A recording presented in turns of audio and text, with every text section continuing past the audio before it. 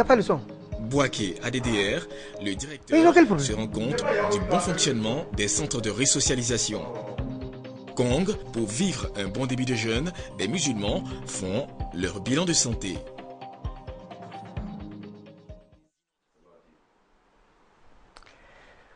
Bonjour à toutes, bonjour à tous, bienvenue dans cette édition. L'assistance judiciaire, mécanisme mis en place par l'État de Côte d'Ivoire pour aider les populations vulnérables et méconnues de ces populations et pour permettre aux responsables des tribunaux de faire la vulgarisation de ce mécanisme. Le programme pour le renforcement du système judiciaire de Bouaké Pro-Justice a donc organisé un séminaire de réflexion suivi pour vous par Ouattara Guéléba dans un récit de Charles Tato. L'accès aux services judiciaires n'est toujours pas facile pour certaines populations ivoiriennes, faute de moyens financiers. Pour répondre aux besoins de ces populations, l'État ivoirien, avec ses partenaires financiers, œuvre pour une assistance judiciaire au profit des démunis. C'est dans cette perspective qu'est né Pro-Justice, programme pour le renforcement du système judiciaire. Son objectif, impliquer les juridictions dans l'assistance des démunis. Le bureau local de Bouaké vient d'initier un séminaire en faveur des autorités judiciaires du tribunal de première instance de Bouaké. L'assistance judiciaire est peu connue du grand public et donc de ce fait, les justiciables ivoiriens n'y font pratiquement ou très peu appel, alors que les besoins d'accès à la justice sont immenses. Parfois, les citoyens ivoiriens se sentent empêchés d'accéder à la justice par faute de moyens financiers. Il y a des citoyens qui n'ont pas du tout de ressources. Si vous ne pouvez pas vous payer les services d'un avocat et que vous n'avez pas d'argent, si quelqu'un vous doit de l'argent, mais vous n'allez jamais avoir cet argent. C'est pourquoi l'État de Côte d'Ivoire a pensé à ce système. C'est vrai que nous sommes en train de reformer. L'avant-projet de loi est prêt. Mais en attendant, les dispositions anciennes qui existent, il faut faire en sorte de les porter à la connaissance des populations. 19 acteurs de justice ont pris part à cette rencontre. Les échanges ont porté sur les conditions d'accès à l'assistance judiciaire, dont les pièces à fournir par les pétitionnaires et les modalités de transmission des demandes à la direction des affaires civiles et pénales.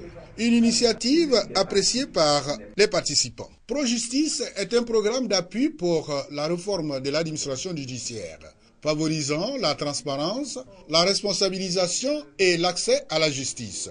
Un projet financé par l'Agence américaine pour le développement international, USAID. Les responsables de l'ADDR sont pour une réinsertion sociale réussie des ex-combattants. Pour ce faire, l'ADDR a ouvert 6 centres à travers le pays pour la resocialisation des ex-combattants. 4000 ex-combattants sont formés dans ces centres. La direction de l'ADDR était à Bouaké pour suivre le bon fonctionnement de ce centre. Le reportage de Soro Corona Blaise Mamadou. L'autorité pour le désarmement, la démobilisation et la réinsertion ADDR veut réinsérer efficacement les ex-combattants en débarrassant de leur mentalité les affres de la guerre. Pour ce faire, l'ADDR a installé dans 6 localités du pays des centres de resocialisation. Pendant 30 jours, ces connaissances permettront aux démobilisés de rompre avec leur passé et surtout leur redonner confiance afin de les rassurer sur leur cadre de vie futur, professionnel et sociétal. Le directeur de cette structure, Fidel Sarasoro, s'est rendu à Bouaké pour voir de près le fonctionnement du centre de resocialisation de cette ville. Si cet enthousiasme-là se traduit par leur comportement en dehors du site, il y aura des raisons de satisfaction par rapport à ce que nous avons mené ici. À Bouaké, plus de 300 ex-combattants sont formés sur près de 23 modules portant sur les notions de civisme, de morale, la connaissance des institutions de la République, les symboles de l'État et des réflexions sur les pistes possibles d'insertion. Une formation jugée bénéfique par les stagiaires de ce centre de resocialisation. L'ADDR a, à travers le processus de resocialisation, réussi à relever le défi de la réconciliation. Sur un même site vivent en parfaite harmonie les ex-belligérants ou Taï, Odiéné, Guiglo, Korogo, Feke, Bundiali et Bouaké fraternisent ensemble pour reconstruire leur avenir. Plus de 4000 démobilisés séjournent dans ces 6 centres de resocialisation à travers le pays. À Ouangolodougou s'est tenue la 3e session ordinaire du Conseil régional du Tchologo. Le Conseil a donc décidé de mettre en place des infrastructures nécessaires pour contribuer au bien-être des populations de la région du Tchologo. Le reportage de Kader Sogodogo. Après Fekese-Dougou et Kang pour les 2 précédentes sessions, c'est Ouangolodougou qui a accueilli les élus du Tchologo dans leur ensemble. Le centre culturel de Ouangolodougou s'est avéré exigu tant les populations sont sorties en grand nombre à l'appel du conseil régional. Parmi les 7 points à l'examen de cette séance, on retiendra pour l'essentiel une modification du budget qui connaît une hausse de 128 405 000 francs CFA provenant de l'excédent de l'exercice 2013. Le budget du conseil régional du Tchologo s'élève désormais à 1 314 642 000 francs CFA, dont 792 273 000 francs CFA au titre des investissements. Il est à noter que le conseil a commencé à équiper les structures sanitaires et scolaires ainsi que plusieurs autres services publics. Des centres de santé et des établissements primaires seront construits. Du matériel agricole sera distribué pour lutter contre la pauvreté. D'où l'invitation du président du conseil régional, Kone Lassina Kadozi, aux populations à croire aux efforts consentis pour le développement de la région. Il y a beaucoup de choses qui se préparent pour la population, beaucoup de choses qui se préparent pour la région. Donc nous souhaitons qu'elles nous comprennent et qu'elles soient patientes. Et leur dire que quelque chose sera fait et que nous pensons qu'il va avoir quand même un impact minimum sur l'ensemble de la région. Les travaux de la 3e session du conseil régional du Tchologo se sont achevés par une sortie à Diawala, localité dans laquelle le centre de santé a bénéficié d'une clôture financée par le conseil régional. Dans le domaine de la communication, la distribution et la vente des journaux connaissent de réelles difficultés en Côte d'Ivoire. Pour relancer ce secteur d'activité pourvoyeur d'emploi, le groupement des éditeurs de presse de Côte d'Ivoire a décidé de mener des actions sur le terrain. Une délégation de cette organisation sillonne le pays pour échanger avec les distributeurs et revendeurs afin de s'enquérir de leurs réelles préoccupations. Le reportage de Sorokoro Blaise Mamadou. Avant 2002, plus de 20 000 quotidiens et hebdomadaires étaient distribués dans la région des Békés contre 2000 en 2014. Soit une chute de plus de 80%, perte très énorme. Face à cette situation péririsante, le groupe des éditeurs de presse de Côte d'Ivoire a décidé de mener des actions vigoureuses sur le terrain. Une délégation de cette organisation sillonne depuis une semaine le pays pour échanger avec les distributeurs et les revendeurs. Au menu de cette rencontre, trouver de nouvelles stratégies pour la relance de la vente des journaux en Côte d'Ivoire. Les distributeurs et revendeurs de la région des Békés ont égrené leurs difficultés, dont l'arrivée tardive des journaux, les mêmes contenus pour les journaux et l'augmentation récente des prix. Charles Sanga, secrétaire général du groupement des éditeurs des presses de Côte d'Ivoire, a invité ses collaborateurs extérieurs à sensibiliser les lecteurs à s'habituer aux nouveaux prix. Par ailleurs, il a exhorté les revendeurs à s'organiser avant d'annoncer de nouvelles dispositions dans la distribution des journaux en Côte d'Ivoire. Je vous rappelle que la distribution est un segment très important dans la vie d'un journal. On a beau faire un bon produit commercial, tant qu'il n'est pas présenté comme ce doit être, tant qu'il n'est pas allé là où il doit être pour être acheté, ce sera difficile. Et donc c'est pour ça que le GEPSI a pris à bras le corps dans ce segment pour qu'ensemble avec nos partenaires ici sur le terrain, les solutions soient trouvées. Ces nouvelles dispositions permettront sans doute aux journalistes de vivre aisément de leur art et surtout acheminer en temps réel les journaux dans les différentes localités du pays. La maison des paupières équipée bientôt fonctionnelle afin de permettre aux femmes de vaquer à leurs occupations. Et grâce à l'appui d'un fils de la région, la maison des paupières permettra de créer des activités génératrices de revenus afin de lutter efficacement contre la pauvreté. Le reportage de Kader Sogodogo. Les potières de la région du Hambol commenceront à exercer bientôt leurs activités à la maison de la poterie de Katchoula. Ibrahim Khalil Konaté, fils et cadre de la région, a décidé d'électrifier le local à hauteur de 750 000 francs CFA. L'objectif est d'aider ces femmes à lutter contre la pauvreté en créant des activités génératrices de revenus afin de leur assurer une autonomie financière.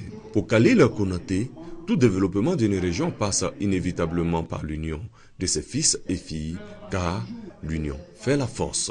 Katiola, c'est la poterie. Et si les femmes ont un cadre qui leur permet d'exercer cette activité et de commercialiser donc les produits de leurs travaux, je pense que c'est notre façon de contribuer au développement de la région. Nous appelons ces femmes-là à la cohésion, au rassemblement et à travailler en prenant des initiatives très heureuses qui permettront de créer de l'emploi pour ces femmes-là et de réduire de façon substantielle la pauvreté. La porte-parole des bénéficiaires a loué ce geste de portée sociale, tout en demandant aux autres cadres d'emboîter le pas à Khalil Konaté. Nous rendons vraiment un grand hommage à M. Konaté Khalil. Pour les autorités, nous leur demandons toujours de nous soutenir. Donc il faut qu'ils restent à nos écoutes pour que le pays aussi sache que les femmes de Katiola veulent travailler. Pour mes soeurs, je leur demande qu'on se comprenne. On travaille en cohésion sociale, dans l'entente et la solidarité. Le donateur a annoncé aux femmes du handball la mise en place prochaine d'un fonds de 500 000 francs CFA pour la réalisation de leur projet et l'ouverture d'un site internet qui permettra aux potières de mieux se faire connaître à travers le monde. Création d'une société coopérative dans le secteur du vivrier à Bouaké, le bureau de vente des producteurs de Bouaké BVP s'engage pour la bonne marche de cette structure et relancer les activités commerciales à Bouaké, nous dit notre reporter Charles Tatou. Elles sont au total 120 organisations professionnelles agricoles de la région de Béké qui ont accepté de fédérer leurs forces en société coopérative.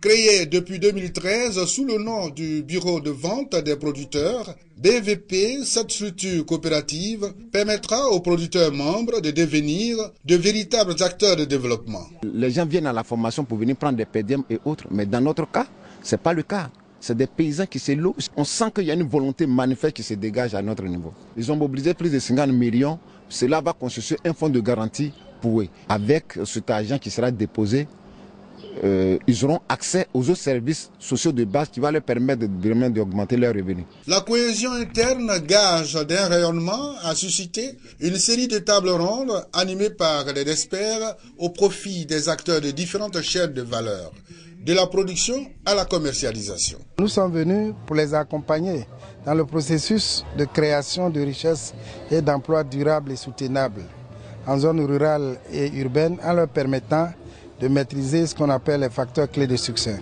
Prenez le cas d'une mairie qui va percevoir beaucoup plus de taxes, n'est-ce pas, d'une région qui va avoir beaucoup plus de sources de financement, et puis les écoles vont avoir, n'est-ce pas, des jeunes diplômés qui vont trouver du boulot, et ainsi de suite. L'effet est des multiplicateurs. C'est pour ça que leur expérience mérite d'être connue, soutenue, pour qu'elle puisse faire tâche d'huile dans l'intérêt de la nouvelle Côte d'Ivoire émergente. Producteurs, commerçants, transporteurs et partenaires, tous ont mis à profit la rencontre bilan des tables rondes pour réaffirmer leur engagement à œuvrer pour la bonne marche du BVP. Le bureau de vente des producteurs de Bouaké compte 8000 membres. Bientôt le jeûne musulman, mois de privation et de pénitence.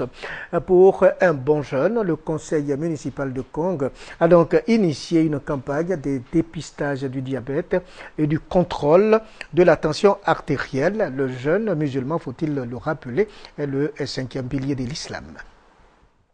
Le jeûne est le 5e pilier de l'islam. Sa pratique requiert une bonne santé.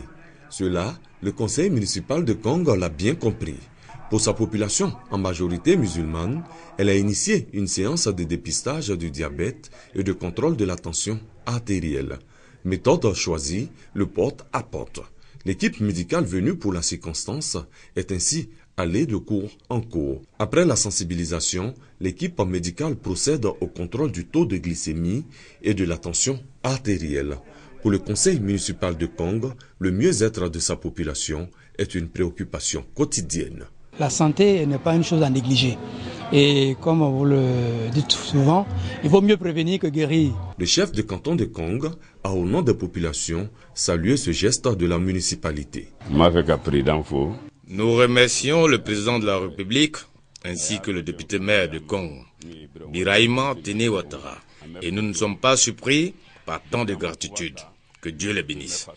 Une occasion pour l'équipe médicale de sensibiliser tous les musulmans avant le mois de pénitence et de privation. Il faut se rapprocher des médecins et ensemble, vous verrez quelles sont les modalités pratiques qu'on peut mettre en place pour que le musulman diabétique ou hypertendu puisse aborder de façon saine ce mois sacré. Cette séance a pris fin par la remise des résultats au médecin-chef de l'hôpital de Kong afin de veiller sur la bonne santé des populations. Session de formation sur la biosécurité au profit des agents du CHU de Bouaké. Il s'agit de sensibiliser et d'initier les agents à la manipulation des matériels biologiques pathogènes. 30 agents ont été formés, nous dit Patsoulé Salimata dans un récit de Charles Tato.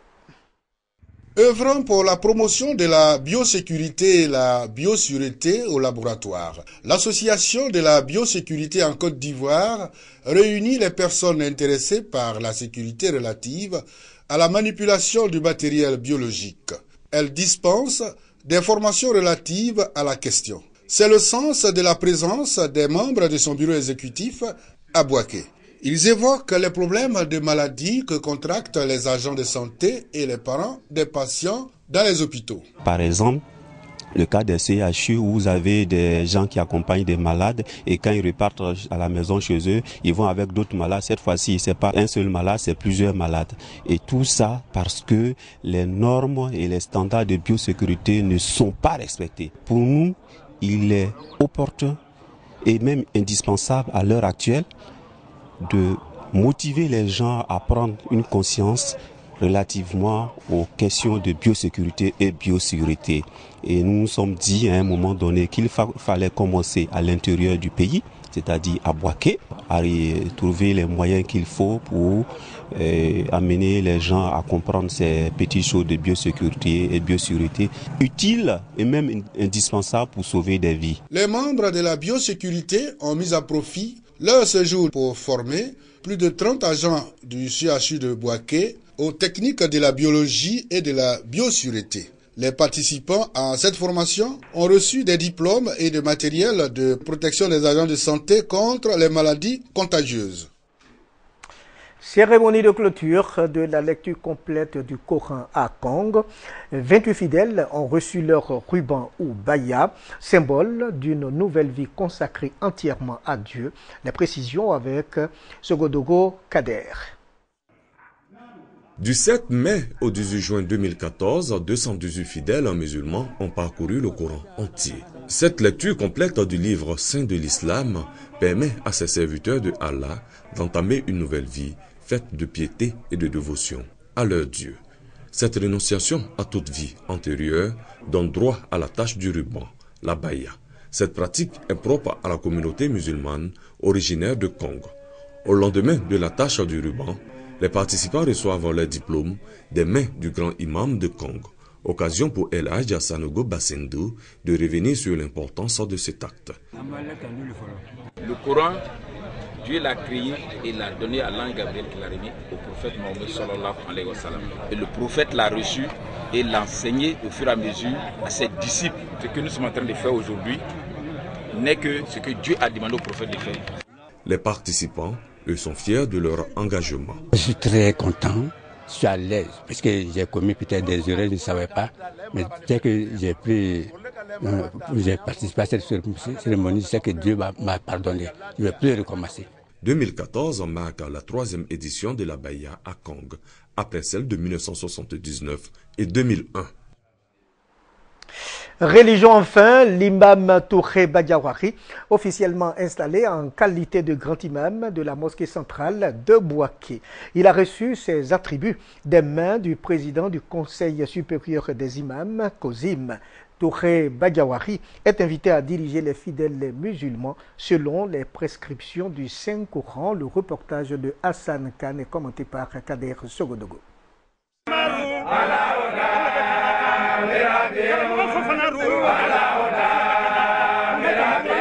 Journée très importante pour la communauté musulmane de Bouaké. L'imam central de la ville a été officiellement installé. Touré Badiawari succède ainsi à l'imam Mamadoussi Savané, décédé en 2013. Il a reçu son attestation des mains du président du Conseil supérieur des imams, Cheikh Bouakari Fofana.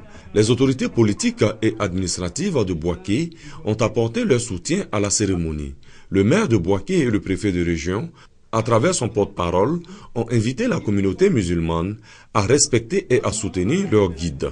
Occasion pour le président du COSIM de souligner le rôle important de l'imam dans la société. Imam El Hadj Badiawari Touré, nous t'exhortons à t'acquitter de ta noble mission dans la crainte d'Allah, l'omniscient et l'omnipotent, à te conformer à tout moment aux prescriptions du Saint-Coran et la sunna du prophète Mohammed sallallahu alayhi wa sallam. Rappelle-toi constamment du verset 26 de la sourate 38. Ô David, nous avons fait de toi un calife sur la terre. Juge donc en toute équité parmi les gens et ne suis pas la passion, sinon elle t'égarera du sentier d'Allah. Le nouvel imam central de Bouaké a exprimé sa gratitude aux invités et a promis de faire face aux différentes charges qui l'attendent avec le soutien d'Allah. À cette cérémonie, le président de la République était représenté par le chef canton de Kong, Ouattara Bakobana. Éducation nationale, les résultats du BPC session 2014 sont connus depuis hier.